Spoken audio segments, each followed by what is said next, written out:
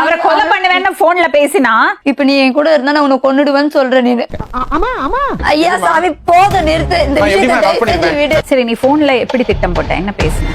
இந்த மாதிரிதான் மேம் தூக்கிடலாமா அப்படின்ற மாதிரி தான் மேம் பேசிட்டு இருக்கேன். எதுக்காக பேசுனீங்க? அது எதிர்ச்சியா பேசின. கடைசி சான்ஸ் இது நான் ஒத்துக்க மாட்டேன். என்ன கேட்டீங்க? மறந்துடுறேமா, எல்லாத்தையும் மறந்துடுறேன், இதுக்கு ஒழுங்கா இருப்பியா கேட்டேன். என்ன சொன்னாங்க? என்ன சொன்னாங்க? முடியாது, உள்ள முடியாது, பாத்துக்கோ. வழியில நான் போனா கூட ஒரு கல் இருந்தா கூட பின்னாடி திரும்பி பார்த்து தூக்கி போட்டு போவேன். ஆனா மத்தவங்க விழணும்னு எதிர்பார்த்ததே இல்ல. இவர்கிட்ட எனக்கு செட் ஆகவே ஆகாது. எதுவுமே வந்து ஒரு அண்டர்ஸ்டாண்டே கிடையாது ரெண்டு பேருக்குமே. எல்லாம் ஒண்ணும் பதறாத, எல்லாம் போக சரியா போயிடும். நீ உடம்பு என்ன பாத்துக்கிட்டு அவனையும் சந்தோஷமா வச்சிருந்தாலும் நல்லா இருக்கும். அம்மா வீட்டுல தான் இருப்பேன் பெரும்பாலும். சரி நம்ம யாரும் இல்லையன்ட்டு தனிமையே வந்து எனக்கு ரொம்ப ஒரு அப்செட் ஆயிடுச்சு. ரொம்ப அக்கம் பக்கத்துல பேசினா சந்தேகப்படுவாரு. கோவிலுக்கு போனா நீ கோவிலுக்கு போல வேற எங்கேயும் போற. நம்ம தப்பு பண்ண பேருக்கு இப்படி திட்டு வாங்கணும் அப்படின்னு சொல்லிட்டு நானும் எங்க மாமா பையன் கிட்ட பேச ஆரம்பிச்சேன். எல்லார்கிட்டயுமே சகஜமா பேசுவேன். ஓஹோ, ஓ வாழ்க்கை எப்படி போய்கிட்டு இருக்கா? அப்புறம் ரீசனா இப்போ ஒரு 1.5 வருஷம் தான் இருக்கும். எனக்கும் எங்க மாமா பையன் சொல்லிட்டு ரமேஷ்னு சொல்லிட்டு பேச்சுவார்த்தையில என் மேல மிஸ்டேக் இருக்கு மேம். ஏன்னா நான் நிறைய தப்பு பண்ணிட்டேன். அப்புறம் இவர் மேல உள்ள வெறுப்புலயே தப்பு பண்ணிட்டேன். சரின்ட்டு அதை என்கிட்ட பண்ணிட்டீங்கன்னா நான் தப்பு பண்ணிருக்கேன் மேம். என் மேல தப்பு இருக்கு. புரியல எனக்கு. எல்லாத்தையும் உனக்கு சொல்லணும். அவர்கிட்ட பேசினது தப்பு. ஆமா, தப்பா பேசிருக்கேன். நானும் தப்பு பண்ணிருக்கேன் மேம். ஒரு தடவை தான் அந்த மாதிரி ஆயிடுச்சு. இந்த விஷயம் வேற யாருக்கும் தெரியாத. தப்பு நடக்கும், இந்த மாதிரிலாம் இருப்பேன் அப்படின்ட்டு எதிர்பார்க்கவே இல்ல. அடி பாவி மவளே. அவர் வந்து என்கிட்ட வந்து வாய்ஸ் ரெக்கார்டு வச்சிருக்கு, வீடியோ வச்சிட்டு இருக்கேன்னு மிரட்டுறாரு. ஆனா எனக்கு எங்க வீட்டுக்காரருக்கு தெரிஞ்சதா? அது இல்ல, நான் சொல்லல, அவர் அதான் சொல்றாரு. நீ சொல்லல, அப்புறம் ஏன் அதை சொல்ல மாட்டேங்கிறீங்க? அது சொல்லுவாங்க, சொல்லிருக்கோம். நான் அவர்கிட்ட அவ்வளவு பேசவே மாட்டேன் மேடம். எனக்கு அவருக்குள்ள ப்ராப்ளமே இல்லதான். வாழ்க்கைன்னா என்னன்னு எனக்கு சுத்தமா ஒரு செகண்ட் கூட நான் யோசிக்கவே இல்லை. அது அப்படியே ஒரு விளையாட்ட தூக்கி போட்டுட்டேன். வாழ்க்கையே ஒரு விளையாட்டு. அதுல மனித உடம்பெல்லாம் மைதானம். இதுல யார் வந்து எப்ப விளையாட்டு போனா நமக்கு என்ன? இந்த மாமா பையன் எங்க பார்த்தேன்? எதிர்ச்சா ஸ்கூல் விட்டு வரப்போ பஜார்ல தான் எதிர்ச்சா மீட் பண்ணோம். அப்பதான் கொஞ்சம் பழக்கம். அதுக்கு முன்னாடி எல்லாம் ஒண்ணும் இல்ல சார். அம்மா சொல்றதுல நியாயம் இருக்கு சார். இப்ப எப்பயாவது எங்கேயாவது, அது கூட ரொம்பலாம் இல்ல மேம். எங்களுக்குள்ள டச் எதுவும் இல்ல, ரொம்ப பேச்சுலாம் இல்ல. நான் ஒரு பக்கம் தான் இருந்தோம். அப்படியா? எப்படி நடந்தது? அவருக்கு கட்டாயப்படுத்தினாரா இல்ல நீயாவே போய் வேண்டியா? இல்ல, நான் என் மேலதான் மேம் மிஸ்டேக். அதுவுமா தப்பு அவங்க மேலதானாடி?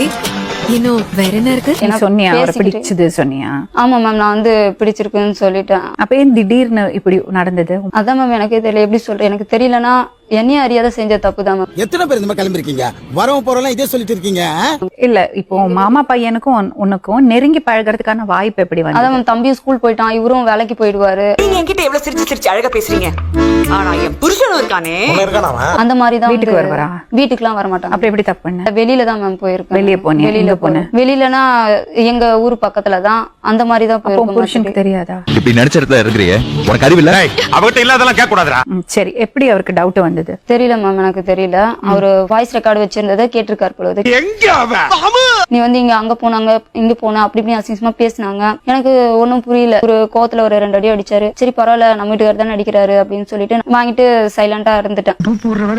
நடக்காது, எப்படியாச்சும் ஓடிட வேண்டியதான். நம்ம தப்பு நம்ம மேல இருக்கு. இதுக்கப்புறம் நம்ம வந்து எதுவும் பேசக்கூடாது, எந்த தப்புக்கு போக கூடாது. நம்ம புருஷன் நம்ம புள்ளன்ட்டு இருக்கலாம். நல்லா இருக்க. எனக்கு பார்க்கும்போது எப்படி சொல்றது இல்லமா, எதிரி கூட அந்த அளவுக்கு மன்னிச்சு விட்டுறாங்க. அவ்வளவு கோவம் பார்க்கும். 2 வயிற்று அப்படி குத்துமா குழந்தைய,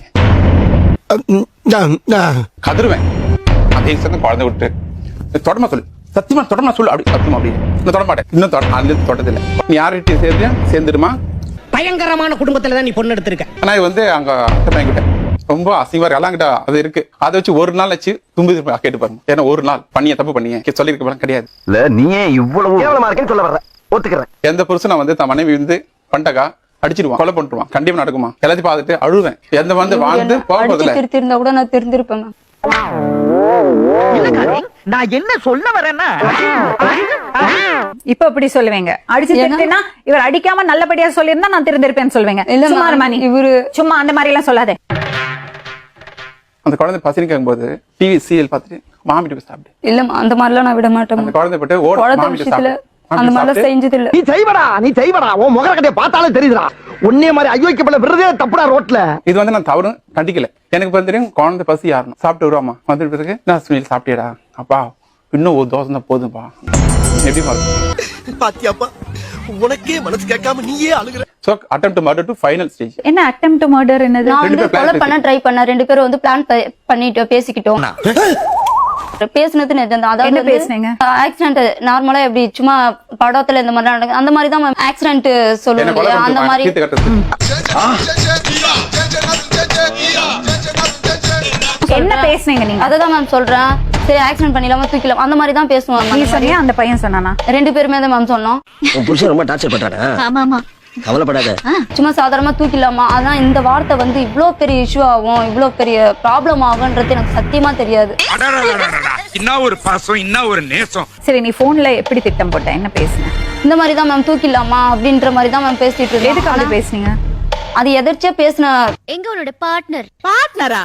நான் சோலோ பெர்ஃபார்மன்ஸ். தனி ஆளு. நான் அழகா ஒரு குருவி மாதிரி வீடு கட்டி வச்சிருக்கேன். இந்த தேசத்துல கூட்ட கழிச்சு தரா ப்ளீஸ் சொல்லி கெஞ்சி எவ்வளவு கூட்டிருக்கான். கடப்பட பொறம்போக்கு சொல்றாங்க. சும்மா விட்டானே எங்க அவன்? அவ என்கிட்ட நான் இன்னொருத்தர் போவான் தெரியுமா? அது 2 பையன் பேர் சொல்றாமா, இடுமா துடிச்சிருப்பேன் நானு. அட பாவிகளா. நான் ஒத்துக்கிறேன் மேம், எல்லாத்தையும் ஒத்துக்கிறேன் மேம், எல்லா பாவத்தையும் பண்ணிருக்கேன் மேம், கொஞ்சம் இல்ல நிறையவே பண்ணிருக்கேன். உயிருக்கு ஆபத்தை ஏற்படுத்துற மாதிரி நீங்க பேசியிருந்தா அவருக்கு அந்த பயம் இருக்குமா இருக்காதா? ஆனா மனசளவுல யாரும் இவருன்னு இல்ல, வழியில போறவங்க கூட ஒரு முள் குத்த கூடாதுன்னு நினைக்கிறவங்க மேம். வழியில நான் போனா கூட ஒரு கல் இருந்தா கூட பின்னாடி திரும்பி பார்த்து தூக்கி போட்டு போவேன் மேம். ஆனா மத்தவங்க விழணும்னு எதிர்பார்த்ததே இல்ல. ஒரு கேட்டுங்க, ஒரு பசின்னு வரமா, பசி வந்த புருஷனுக்கு நம்ம சாதம் கொடுங்கல்ல, போட்டுக்க சாப்பிடு சொல்லிட்டு போய் படுத்துட்டாங்க. திருக்கி முண்ட பகலையும் தூங்குறா ராத்திரி தூங்குறா. அப்படின்னா பண்ண சரிப்பா டயர்டா இருப்பாங்க சொல்லிட்டு நானும் சாதம் போட்டு சாப்பிட்டு இருந்துட்டேன். அவங்க என்ன சொல்லுது, அவன் வந்தான்டா சாப்பாடு கேட்டான்டானே, போட்டு சாப்பிட்டா சாப்பிட அவன் மயிறு சொல்லி பத்துட்டா சொல்லிட்டு சிரிக்குதாங்க யாருமா. வானத்துல இருக்குது நிலவு, உன் புருஷன் செத்தா எலவு. புருஷன் செத்தா எவ்வளவு சந்தோஷம். தம்பி, அந்த பொண்ணு திருந்தி வாழணும்னு ஆசைப்படுறா.